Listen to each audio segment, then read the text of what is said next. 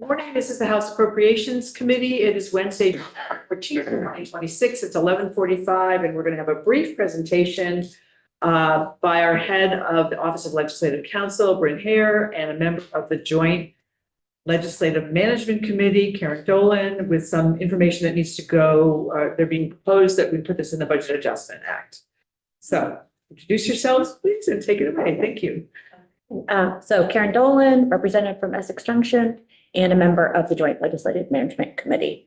And I'm happy to answer questions, but I'm happy to defer everything to Britt. All right, for the record, Bryn Hare, Director and Chief Counsel of Legislative Counsel. Thank you for having me. So, I'm gonna kick us off. Yeah. So you are, I'm here to discuss about 10 pages of language that is being proposed to be absorbed into the Budget Adjustment Act. And this is directly from a meeting of the Joint Legislative Management Committee that happened in December, in which the staff directors presented a recommendation about the reorganization of the Office of Legislative Operations. The Joint Legislative Management Committee took a vote, and that vote included the recommendation that language to effectuate their decision went into Budget Adjustment Act. So that's where this is coming from. And now let me back up and set the table a little bit about what I'm talking about. And I'm going to go back in time just about 6 years, and I'm going to make it real brief. So about 6 years ago, the way that your staff looked was that there were 5 offices of staff. There were your House Clerk and your Senate Secretary, your Sergeant at Arms, and then there was Legislative Counsel and Joint Fiscal. And Legislative Counsel absorbed had control over IT services, committee services, legal services, and operations services. The whole collective was under Legislative Counsel. In about 2000, you undertook a restructuring effort. Sorry, 2020. Yes, not 26 years ago. 6 years. So that restructuring effort led to the separation of IT services into its own office with its own director. And it also consolidated operations services and committee services into one office called the Office of Legislative Operations. And a new position was created, which was a director that oversaw that work, the work of committee services and operations work. So that was 6 years ago. Then I'm going to back up just 1 year to the beginning of 2025, the beginning of this biennium. Right at the beginning of the biennium, you might remember Mike Ferrant was the director of legislative operations, and he departed right at the beginning of the session for another position. Given the timing of that departure, the staff directors came together and decided it was impractical to conduct a search to replace that position at the time. And instead, we transferred the supervision of the operations staff temporarily to Scott Moore within the office of within the Joint Fiscal Office. That gave us a little bit of time to think about how to more permanently restructure the Office of Legislative Operations. We undertook that work over the summer, and it was the joint collective decision of all of your legislative staff directors to absorb the work of the Office of Legislative Operations into Legislative Counsel again. So this is sort of going back a little bit, back in time. And also the Joint Fiscal Office. So specifically, Legislative Counsel now oversees committee services and sort of the administrative services that are provided to legislative staff. And the Joint Fiscal Office is responsible for the sort of fiscal administrative functions. So when we do our expenses, that's joint fiscal. Yes. And the committee assistants, which we don't get because ours is full-time with joint fiscal, we don't notice that. But for everybody else, the committee assistants are now working through your office. That's right. Yeah. So the sort of policy standing committee and off-session committee assistants are within the Office of Legislative Counsel now. So that change has been operational and functional for almost not quite a year, probably about 9 months. We made that change. That has been the way things have been working for half of the last session and all of the interim. And to this day, that is how things are functioning. So the directors collectively came to the Joint Legislative Management Committee, who are the committee responsible for hearing requests for new staff, also for approving the reallocation of any existing staff, They heard this recommendation from the staff directors to reorganize the Office of Legislative Operations in this way. And the committee voted to approve that recommendation.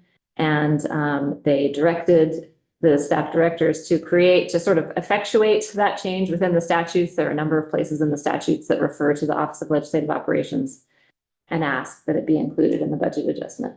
So to be clear, the Joint Legislative Management Committee, JLMC, has the authority to do this. So there's not like a bill requesting permission from the General Assembly. They are given the authority to make this decision, which they did in December. And so now what we have to do is change language and statutes to reflect what has been approved. That's the Technical change. And if I may add, it's also the piece of, this has already been happening. Right. So ideally, we would have changed this 9 months ago. And so now we're catching up. Okay, so Tom.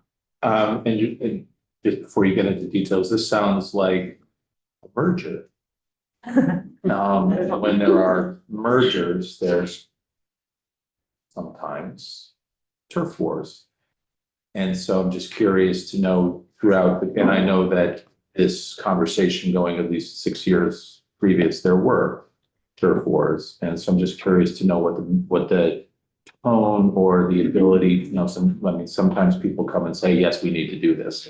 I'm just curious to know from your experience, how did you guys work? How did the committees work that out this time? Sure. So I would describe the tone among the director staff as being quite collegial and professional as we were discussing this merger, as you put it. And once again, it was a unanimous recommendation from all of the existing staff directors to reallocate the work in this way. So there was not, over the summer or fall, as we were discussing this, there were no sort of dissenting parties among legislative staff about this restructuring. With people holding on to, but this is us. I would say largely no. It has been a relatively smooth process, and I do know that there has been some history there, but this time things seem to be going pretty smoothly with the transition. Thank you. So, all right. So remember, we have 6 minutes. We have to end because we all have meetings to go to. So I don't know if you need a question now or have while she's talking. You want to do it now? Well, I just want to say there's the morale tone issue, but there's also the cost issue. Is this going to make life more expensive or less expensive for us when we look at what the cost is as appropriations? Mhm. And second of all, does this help relieve some of the work burden that I know has been increasing exponentially on the Ledge Council? So to answer your first question first, I would, I think JFO is most appropriate to answer that, but I will say that for FY 27, we budgeted a fraction of the salary for the director position of the Director of Legislative Operations, with the understanding that we still had to effectuate the change. So I think I can safely say that the financial impact will be a net positive, since there is a director position that is no longer going to be filled.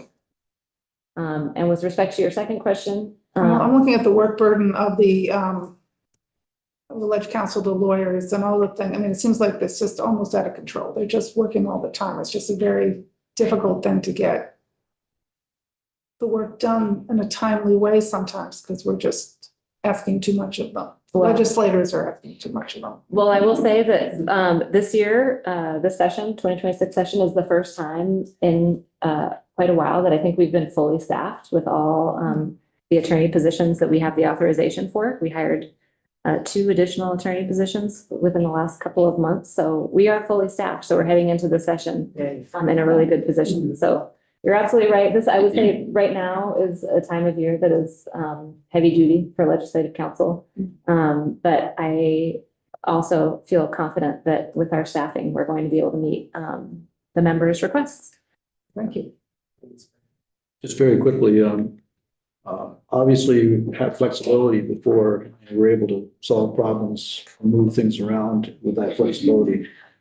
will this make it more rigid and you lose flexibility in this way? That's an interesting question. I think that this provides, when you say lose flexibility, meaning sort of with the reconsolidation of some of the other services within the Office of Legislative Counsel. I'm thinking, somebody left and you were able to move things around and accommodate that in a flexible manner. Are you throwing that away with codifying this in statute? I see what you're saying. I think that the directors all agree that this is sort of the best way to for us to undertake this work. It puts the fiscal administrative work within JFO, which is an appropriate place for it. And it puts the administrative and committee services work back within Legislative Council, which used to house that work for quite a number of years prior to the restructuring. So I think it feels natural for folks. I don't think it's gonna impede our flexibility to get our work done. And if I may add, I feel like that's also a role of Joint Legislative Management Committee, is that for us to work with those departments to check, is it working, is it not? Do we need to make other changes? And that we can always revisit statute as well. Okay, okay. No more quicklies after this. We're gonna get to that. Yeah, so, I'm sorry, I was just gonna say there's a typo on page 8, but. And just for your information, Madam Chair, I've talked to Scott, Scott Moore reached out to me, it's in my portfolio, so Yeah. we'll talk to him when the budget's done. Yeah, He had mentioned that there will be an increase, but it'll be reflected in the budget. right. Typical budget kind of. A little bit higher than typical because of health insurance and Oh, whatnot, wow. but that's all I know right now. Okay. Yeah, the people I've talked to in staff seem to be just fine with this change. So let's go a really quick walkthrough. We don't need to do every little one because I think a lot of them are the same. Tell us what you're trying to do here. Absolutely. So I can just quickly run through the sections to just orient you to where the legislative operations was formerly staffing, and which that staffing will now happen either with Legislative Council or JFO.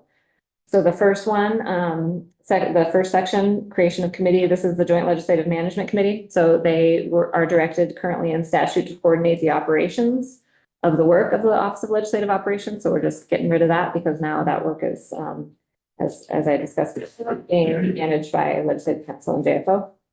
Section 2, this is the Joint Carbon Emissions Reduction Committee. They, by statute, are to be staffed by the Office of Legislative Operations.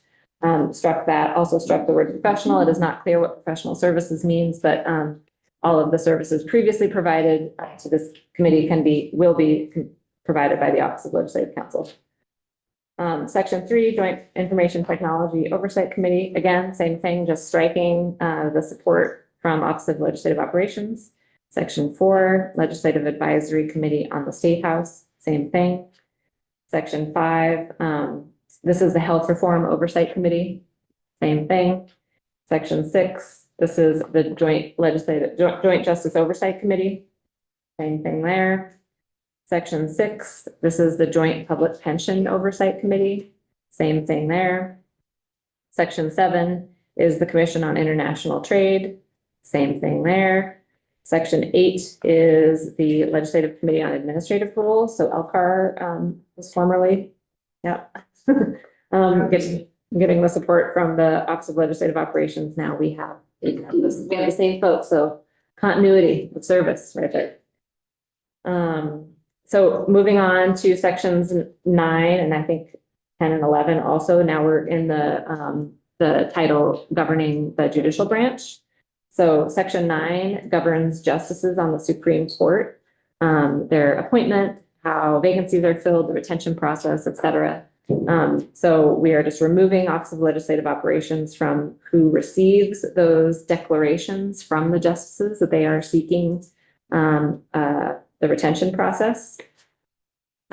Section 10, exact same thing here. This is just governing the Superior Court judges as opposed to the Supreme Court justices. And section 11, the same thing. This is for magistrate judges. So all of the retention process for all those different judges is now going to be managed by Legislative Council. Section 12, this is the Joint Committee on Judicial Retention. So this committee was formerly staffed by Office of Legislative Operations. Now it's just Legislative Council. And that, by the way, is the committee that reviews candidates for judicial retention and then presents their recommendations to you, to the whole General Assembly for a vote. I'm moving on now to section 14, Joint Transportation Oversight Committee. Same thing, just striking the Office of Legislative Operations from the list of folks that are supporting them. And then page 8, we've got, this is the section that governs expense reimbursement for the members. So there's a little bit more language in here. So we're removing the Office of Legislative Operations and just directing that work to the Joint Fiscal Office instead. Because as I mentioned, JFO is going to be assuming the financial support responsibilities that were formerly housed within the Office of Legislative Operations. So same changes made on pages 9 and 10, just effectuating that there is no longer an Office of Legislative Operations, and that work will instead be managed by the Joint Fiscal Office. And then the last section repeals 2 VSA Chapter 16, which is the chapter within Title II that created the Office of Legislative Operations. A lot of statute in there. You go find, you get out, so appreciate it. I think it's all pretty clear. Everybody's good. So that will, we'll put that into the budget adjustment unless I hear from somebody that that's a really bad idea, but it seems like a good idea to me. So thank you both for your time. Appreciate you coming in quickly for us so we can get this done.